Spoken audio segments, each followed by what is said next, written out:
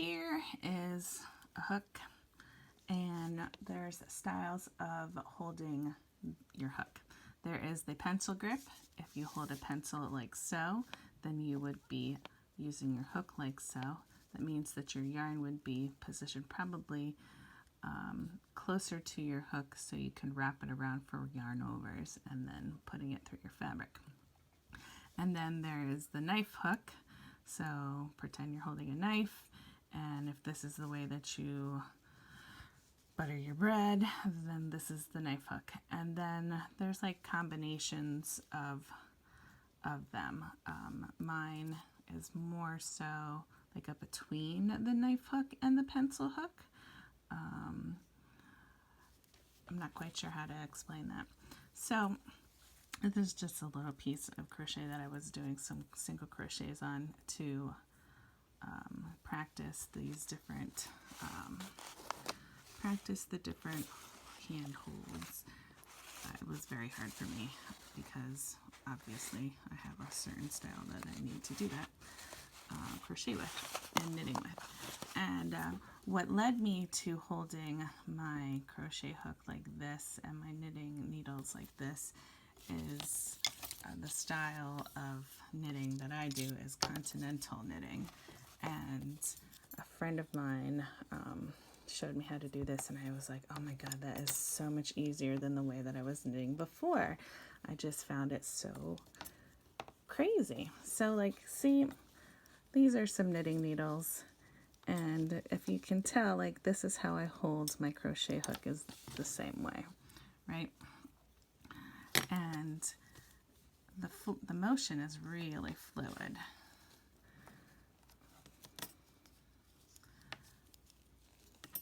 Now before, the first time I learned how to knit, I learned how, oop, camera's moving. I learned how to do this. So you this, and then you wrap the yarn around, pull it through, wrap the yarn around, pull it through, which is very cumbersome for me to do. I just can't really get it. Things just are going all over the place. See, I just have no control over the needles. And that's how I felt when I was learning to knit and then moving back to crochet, which I had a hard time with the whole yarning over because that's an important feature of crocheting. So like some people hold their crochet like this, where the yarn is in this hand, and then they wrap it around like that, similar to the knitting style that I was just doing. Wrap it around, pull it through, wrap it around, pull it through. I have not gotten down how to hold my hook and my yarn at the same time in this hand. It's just hard for me. See, like, how do I do this? I'm not very good showing you how this might be how you find it easier to crochet. This is not mine because, as you can see, I'm having much difficulties. There's just way too much going on with my hands. You know, like the yarn's going over the place, the hook's going over the place. Like, I just don't feel like things are doing so great. I can't do it. So, you can see, this is probably how you're trying to do it too in the beginning. And it's hard, right? So, here, what I was saying about the continental knitting and the way that I hold my crochet hook. So like here's a pencil grip, and some people do it pencil style like this, where they crochet like that, where they stab the fabric, and they go this way. Am I even in the camera? I don't know. That might work for you.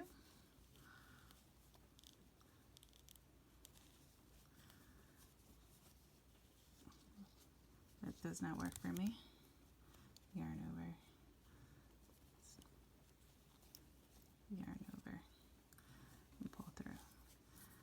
it's kind of fiddly.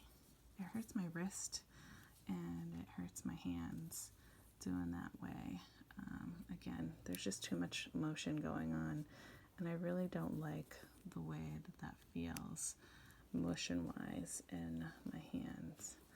So, as you can see, I'm very fluid when it comes to crocheting the way that I crochet.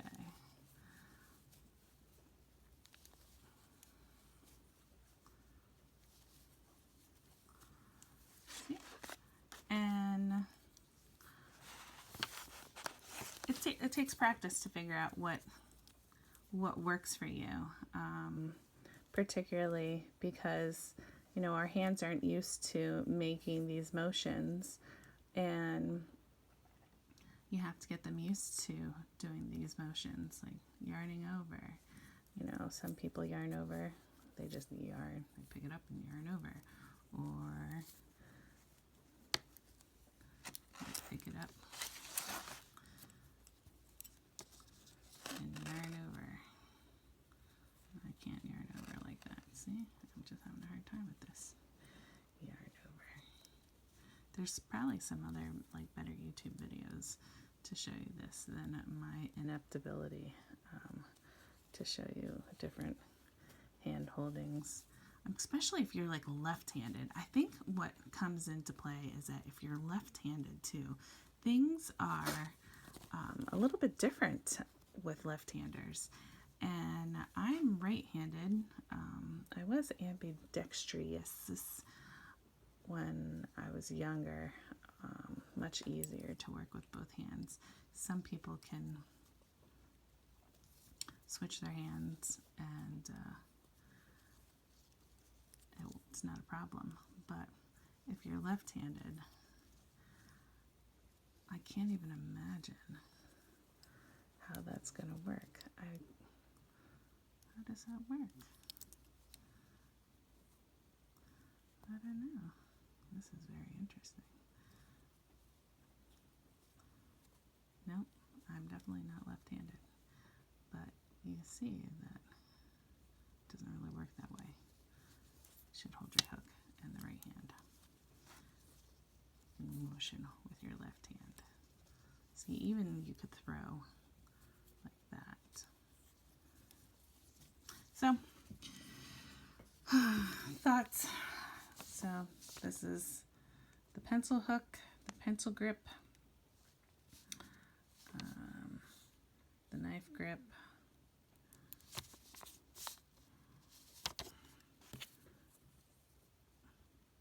see what works for you. Position your hands, figure out how to hold your yarn in your hands that makes sense for you. So I hold my working yarn here. Some people wrap it around fingers. I found that I get calluses really bad that way. I had a really bad one year here because I crocheted it felt like 100 hats. And it was just rubbing my finger really, really badly. And there's finger grips too, finger covers that you can stop that. But I find that the least amount of friction on my hand is better. So I try not to let it touch my finger as much as possible and just hold it in my hand. See how easy that is? Not a lot of people like it like that because they like to have a better control of their yarn. This is how I used to knit and crochet.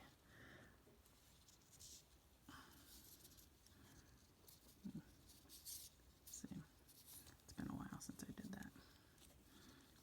And this might work for you. So, see how the yarn's wrapped around my finger,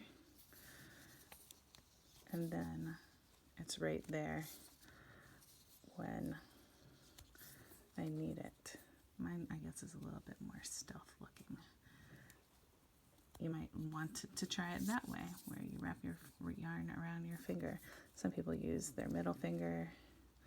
Some people use, they wrap it around their pinky for tension. It really just depends. So part of the practicing is practicing how to hold, you'll notice like your wrist could get sore, your fingers get sore, your arm and your shoulder get sore, and a lot has to do with the posture of your crocheting. I went to the chiropractor one time and my inside of my armpit hurt really bad, and he said, do you do things with your hands? And I was like, yeah, I'm a knitter and a crocheter. And he said, if I didn't support that muscle structure, that eventually like that muscle would come away from like my chest plate and damage my arm. So he like gave me tips on how to sit better and, you know, elevate my arms better. I switch from crocheting and knitting because it gives a break to like my wrists and my hands and the way that I sit. So you'll find that crocheting is a very sedentary activity. It just happens that way. It's a very city kind of place to be. But if you have hours to sit like we currently do in this COVID crisis, you know, and you want to find some little meditative things to do, like crocheting is one of them. It's very soothing. I find it soothing because I don't really have to think about much. You know, it's just so fluid. I love it. I hope that you love it too. So if you have any questions, you know, you can call me, text me, message me on Facebook, leave me some comments. I'm not trying to do this YouTube thing to like make any money, although it'd be nice to make some money. But that's not what I'm here for. I'm here so my friends can learn to crochet with me and we can find something fun, you know, and feel like you accomplished something. Making homemade gifts is always great. I love making gifts for somebody because it means that I really care for you. And your family might like it too. And if they don't, then don't knit or crochet things for them. Because if they don't appreciate it, that's a lot of time and effort. That's thousands of stitches that somebody might not appreciate. So you find somebody that you really do care for and make stuff with. Thank you. So that's all I have for holding your grip.